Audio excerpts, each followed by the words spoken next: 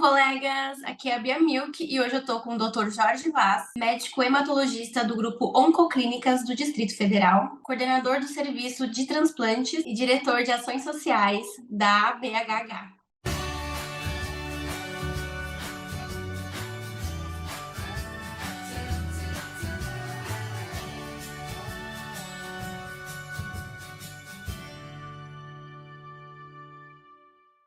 Doutor Jorge, muito obrigada pela sua participação. Mais uma participação aqui na TV Abrale. Olá, Bia. Nossa, eu me sinto muito honrado com essa oportunidade, com esse convite. É sempre uma oportunidade de grande relevância esse meio de comunicação com os nossos pacientes, né, para que a gente possa divulgar informações de qualidade. Então, agradeço muito pelo convite e é um prazer estar aqui com você. Doutor, então, para a gente dar início ao nosso papo, é importante explicar, o mieloma múltiplo, ele é um tipo de câncer? Sim, Bia, essa pergunta é muito importante, porque o mieloma múltiplo, assim como uma parte dos tumores que são relacionados com o sangue, né, com o tecido hematopoético, ele não forma aquele tumor que a pessoa consegue ver de forma tridimensional. Então, os tumores sólidos, como é o caso, por exemplo, do câncer de mama, a pessoa sabe que pode se manifestar com o aparecimento de um nódulo, né, de um caroço. Então, existe um conceito de algo sólido, de algo tridimensional ali. No caso do mieloma, assim como é o caso das leucemias, nós estamos falando de um tumor que ocorre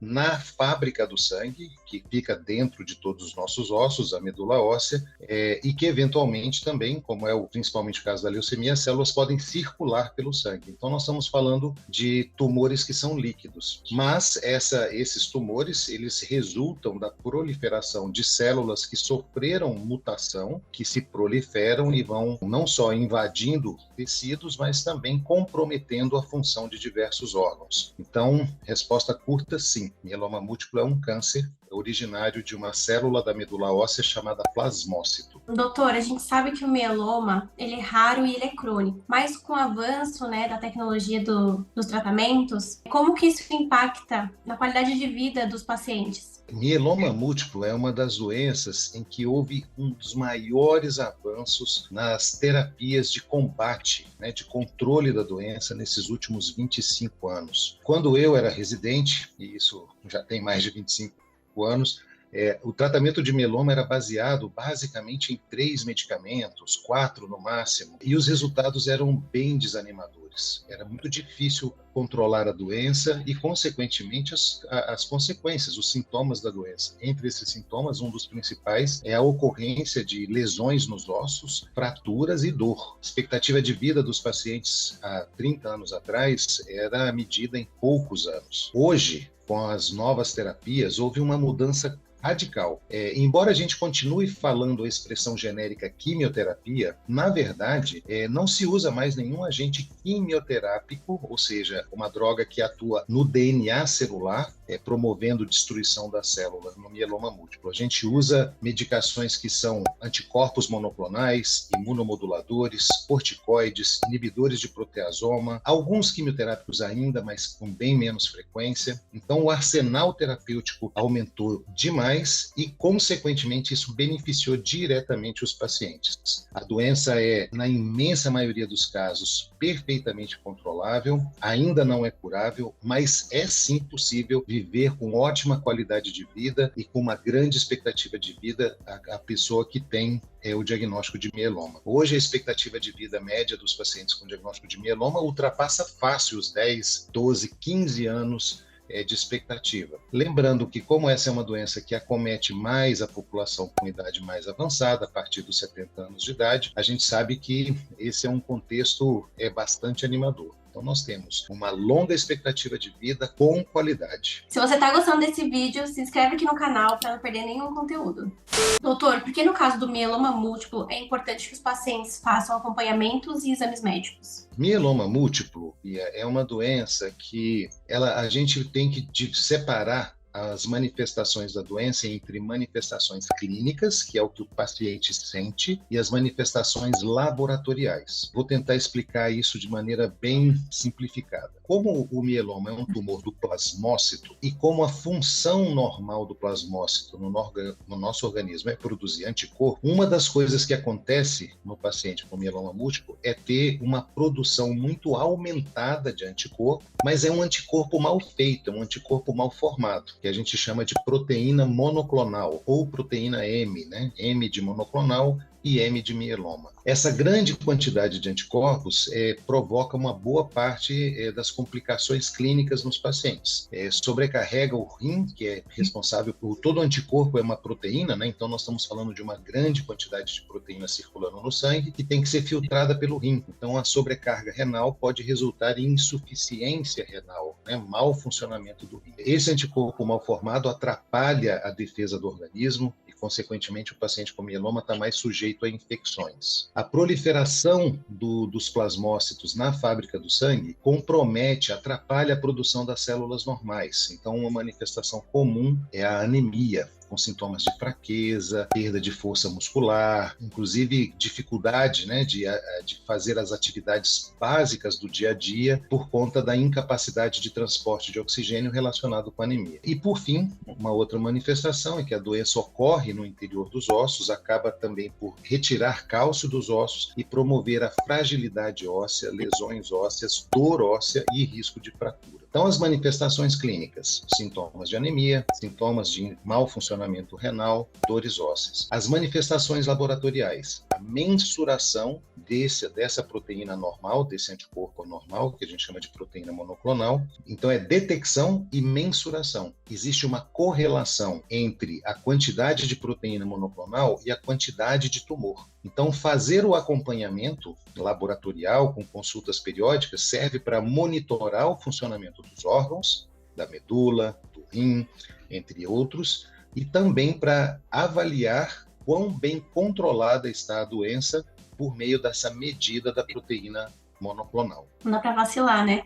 De jeito nenhum. Inclusive, a gente considera nesse sentido, né, não que a vida dos pacientes seja fácil, mas esse monitoramento do mieloma, ele é relativamente simples, não requer exames muito sofisticados. A dosagem dessas proteínas no sangue é feita por exames como eletroforese de proteínas, imunofixação e dosagem das cadeias leves livres, que são exames feitos no sangue e disponíveis amplamente, né, nos laboratórios brasileiros. E, doutor, essas novas drogas, elas têm menos efeitos colaterais? Sim, essa é uma outra vantagem. Veja que há um racional muito grande em drogas com ação específica, que a gente chama de droga inteligente, né?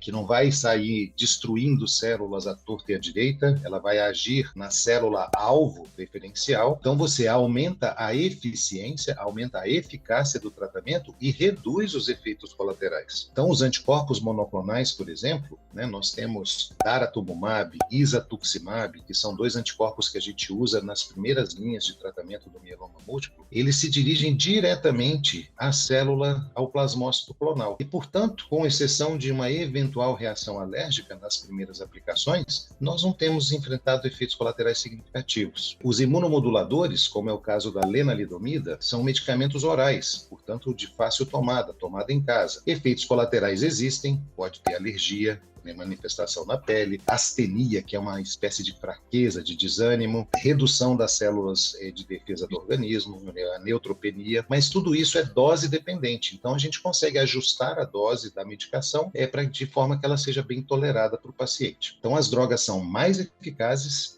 e tem menos efeitos colaterais, são menos tóxicas. Porque conviver com a doença não é fácil, conviver com os prós também, né? De efeitos colaterais, tudo isso acaba sendo mais desgastante ainda para o paciente, né? Isso é verdade. Você veja que o tratamento do mieloma múltiplo tende a ser, de uma certa forma, um contínuo. Então, a gente inicia o tratamento, em geral, com a combinação de 3 ou 4 drogas, e aí, uma vez que a doença está controlada, a gente pode reduzir isso para 2, às vezes uma droga usada na forma de manutenção, como a gente chama, mas a tendência é que o paciente esteja sempre em uso de alguma medicação. Então, é óbvio que essa medicação não pode trazer efeitos colaterais que comprometam a capacidade da pessoa em exercer uma vida normal. Aqui na Abrale, a gente recebe muitos pacientes que falam a respeito das dores por conta dos medicamentos. É possível minimizar esses sintomas? Sim. Os medicamentos de tratamento do mieloma, diretamente, em geral, não resultam em dor. Com exceção de uma classe, que são os inibidores de proteasoma, aí os principais medicamentos são o bortezomib e o carfilzomib, mas também um outro que é o ixazomib, eles podem dar uma coisa que a gente chama de neuropatia periférica, o comprometimento das terminações nervosas aí das extremidades das mãos e dos pés, que pode passar por uma sensação de dormência e chegar ao ponto de dor. O médico não deve deixar isso acontecer, deve controlar, né, o uso da medicação antes que esse efeito ocorra. A dor no mieloma múltiplo ela é relacionada à manifestação da doença mesmo, é esse comprometimento ósseo. Então, podemos controlar a dor? Sim. Número 1, com tratamento eficaz, controlando bem a doença. Número 2, usando os analgésicos adequados, né, e que sejam requeridos pelo paciente para isso. Podem ser analgésicos simples, anti-inflamatórios, depois analgésicos com maior potência, como é o caso do paracetamol com codeína, do tramadol, e, se necessário for, ir para os opiáceos, né? Uso de morfina, oxicodona, fentanil, tudo isso está disponível e deve ser usado adequadamente para quem precisa. Doutor, sabemos que existe uma disparidade no sistema público e privado, mas é possível que os pacientes do SUS tenham uma qualidade de vida tão boa quanto os de saúde suplementar? Esse é um dos principais compromissos da Associação Brasileira de Hematologia e Hemoterapia, né, a BHH, e da Abrale,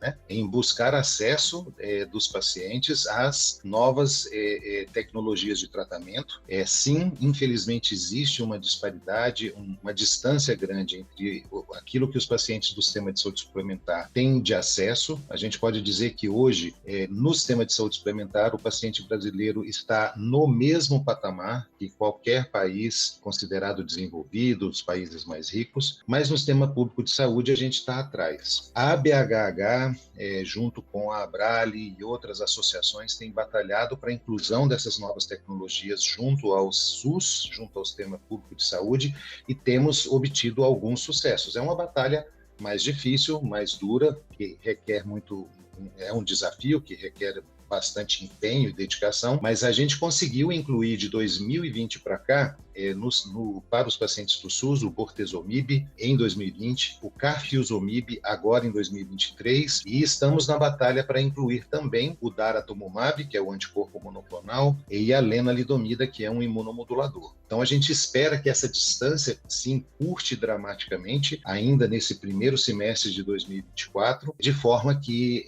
esses benefícios também sejam almejados pelos pacientes, né, possam ser alcançados pelos pacientes do sistema público de saúde. A despeito dessa distância, o sistema público de saúde oferece opções de tratamento que são capazes de controlar a doença. Basta a gente lembrar do transplante autólogo de medula óssea, que é uma importante ferramenta para controle da doença e que, mesmo com alguma dificuldade, está sim disponível no SUS. Os pacientes do SUS têm terapias efetivas, existem pessoas e instituições comprometidas com a melhoria dessas opções de tratamento, então nós todos juntos vamos conseguir melhorar esse cenário para fazer com que o maior benefício das novas tecnologias também esteja disponível para os pacientes do sistema público de saúde no Brasil. Nós, pacientes, né, a cada ano, vamos ficando cada vez mais gratos por poder ter mais acesso também, né, principalmente aqueles que não têm acesso a um convênio, enfim. Isso é muito, muito importante ali para a gente poder ter sucesso cada vez mais, né, mais acesso. É isso.